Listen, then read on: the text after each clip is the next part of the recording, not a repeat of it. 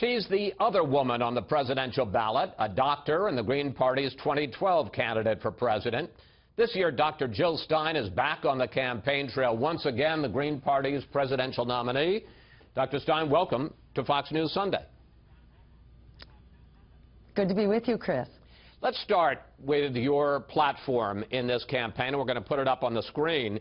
You call for Medicare for all, a guaranteed federal job for anyone who wants one, free college tuition, canceling all student loan debt, cutting military spending by 50%, and ending all wars and all drone attacks.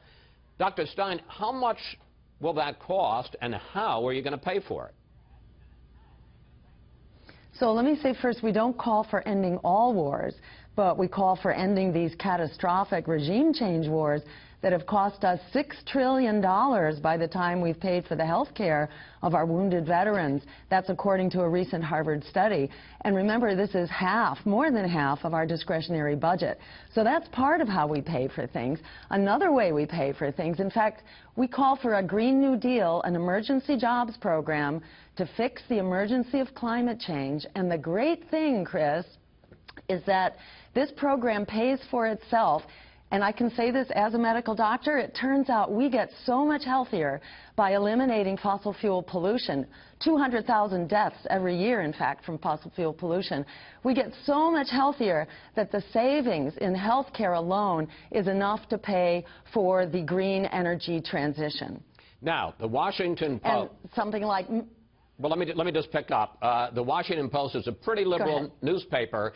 After interviewing you, this is an editorial that they wrote. The headline, Jill Stein's fairy tale candidacy.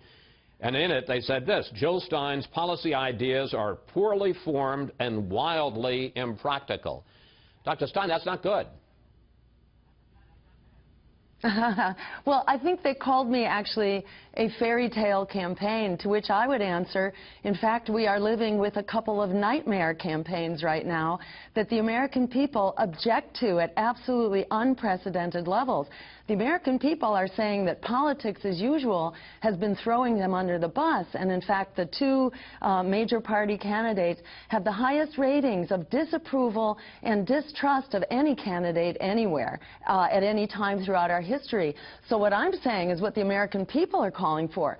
76% of Americans are saying we need to open up the debates. There are actually 4 candidates on the ballot for just about every American. And in America, we not only have a right to vote, we have a right to know who we can vote for. Donald Trump actually has received more than $4 billion in free media, and Hillary Clinton over $2 billion. I've received almost none, and yet still I'm coming up 4 or 5% in the polls with zero media, which tells you there is word of mouth going on out there because a generation of young people is locked into debt. And referring to your question about how do we pay for it, somehow we came up with the money. It turned out to be about $16 trillion to bail out the crooks on Wall Street who crashed the economy.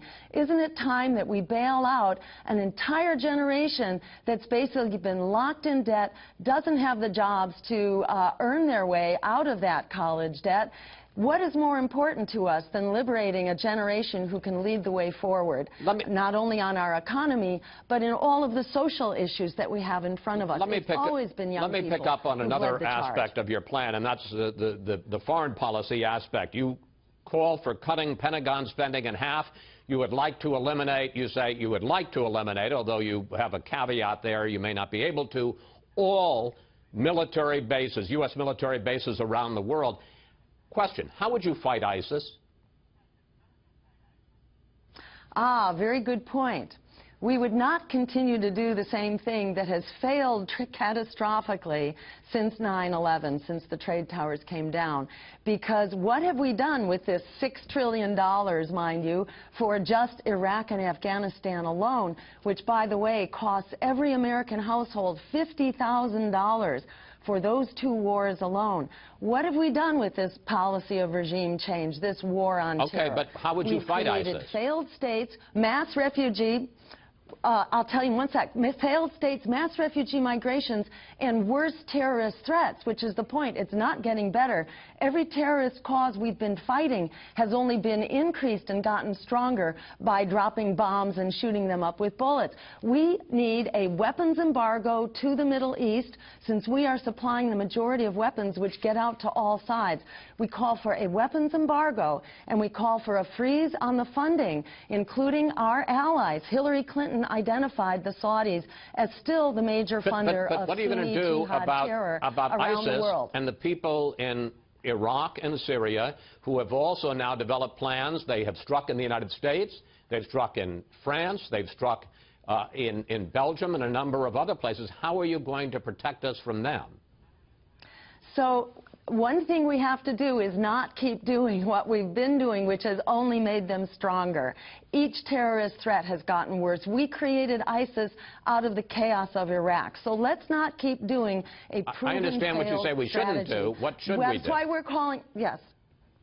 What we should do is deprive them of weapons, deprive them of funding, freeze the bank accounts of our allies that continue to fund these terrorist enterprises, and close the border from Turkey so that the militias cannot cross over into Iraq and into Syria.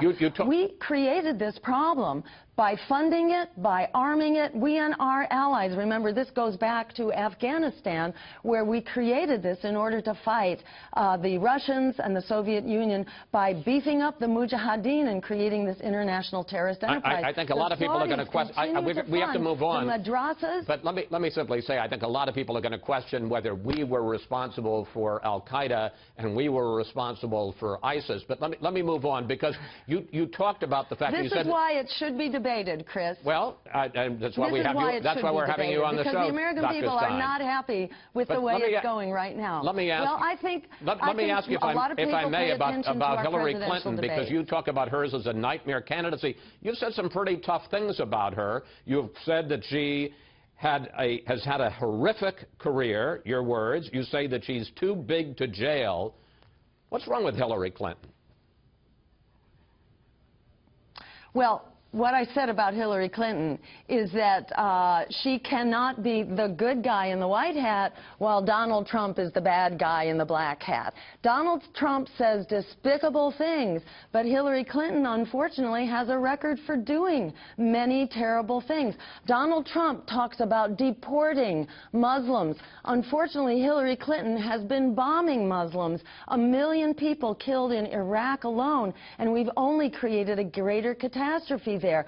The Republicans are the party of hate and fear-mongering, but the Democrats are the party of deportation, detention, and night raids for immigrants who, in many cases, have been forced to flee into this country as refugees from NAFTA, which Hillary Clinton and Bill gave the thumbs up to, in fact, signed, and Wall Street deregulation, which led to the disappearance of 9 million jobs here in America. So the things that are terrible right now in our economy are very much go back to the policies of the Clintons as much as the Republicans. Dr. Stein, we're going to have to leave it there. We thank you very much for coming on, and you can't say that you've had zero media exposure anymore because you've been here.